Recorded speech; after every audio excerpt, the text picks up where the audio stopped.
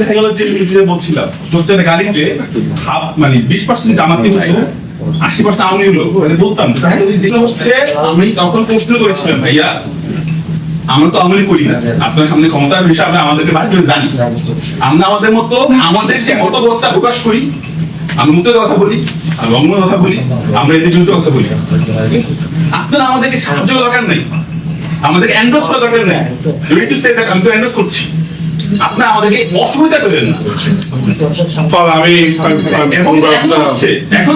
আমি বলছি, আমি তোমাকে একটা কথা বলি, সেটা হয়েছে যে ঘটনাটা 5 আগস্টে ঘটে গেছে সেটা আনপ্রেসিডেন্টেড। অবশ্যই সহজে মাথায় রাখবে, যেটা নজিরবিহীন ঘটনা ঘটে গেছে। দেখো, যে ভাই তোমাকে প্রশ্ন করলেন, তোমার তো কথা ভালো লাগেনি, মাথায় রাখবে যে আমাদের দলের একটা নেতাকে বা প্রাক্তন নেতাকে তাকে খাইয়েছে, খাওয়া কেমন লাগে সেটা জিজ্ঞেস করেছে, খাওয়ানোর পরে তাকে রাত্রেবেলা হত্যা করেছে।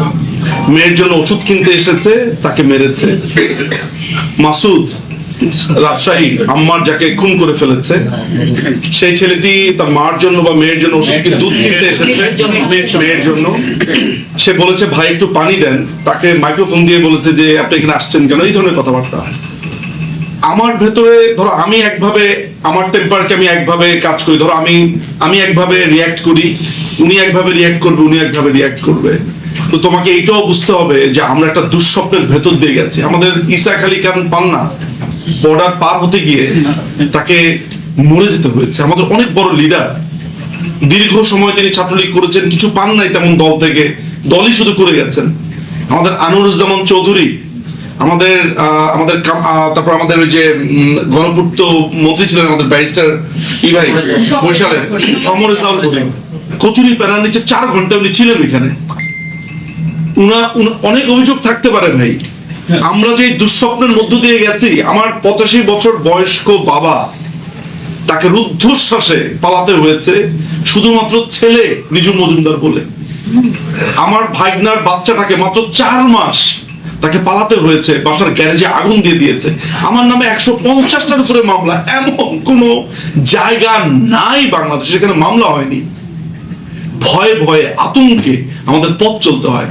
ফলে এই যে আমাদের যে অ্যাগনি, এই যে আমাদের পেইন, এগুলো সবকিছু গিয়ে তোমাকে একটা পাঞ্চিং ব্যাগ হিসেবে পেয়েছে। আসলে ব্যক্তি ফাহাদ আসমার না এখানে। এই যে আমাদের যে একটা কষ্ট, এই পেইন দেখলেই মনে হয় যে তোমরা যদি প্রমোট না করতে তাহলে হতো না, হুইচ ইজ ইনকারেক্ট। আমি এটাও জানি যে তুমি প্রতিবাদ, তুমি তো আওয়ামী লীগ করো না, তুমি দেখেছো যে বাচ্চারা মরে পড়ে আছে, তুমি ভেবেছো আমার আওয়ামী লীগ বেরোচ্ছে, বা এটা তো করা যেত।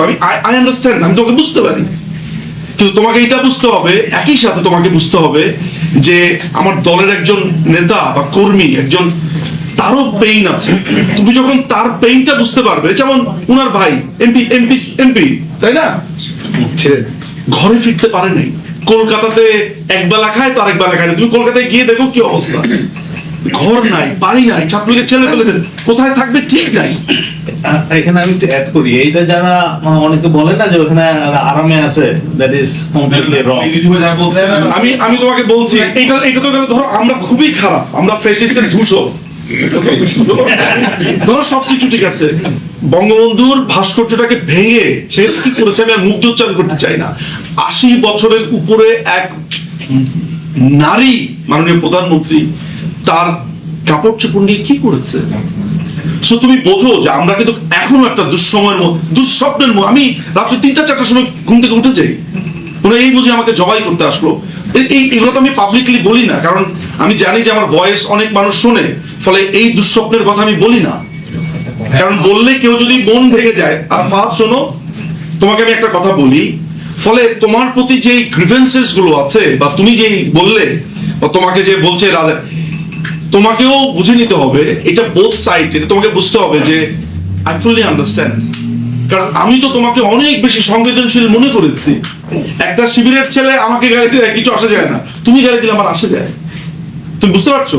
ফলে আমি দুঃখ প্রকাশ করি যে তোমাকে যদি কেউ রাজাকার বলে থাকে, ইউ আর নট রাজাকার বা ওরকম না, তুমি ডিরেইলড হয়েছো, তুমি ভুল করেছো, তোমার ইয়াং এজ।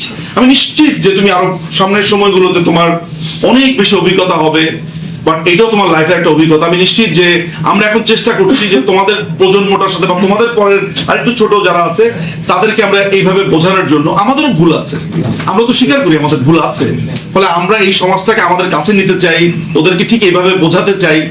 আমরা এখন আস্তে আস্তে করে আমাদের ক্ষোভটাও প্রশমন হবে, আমরা ওদেরকে আর ওইভাবে লাল বদল বলবো না, আমরাও আস্তে আস্তে আস্তে আস্তে তোমাদের খুব কাছাকাছি আসবে। এটা সাময়িক, এটা খুব বেশি দিন থাকবে না, ফলে মন খারাপ করবে না।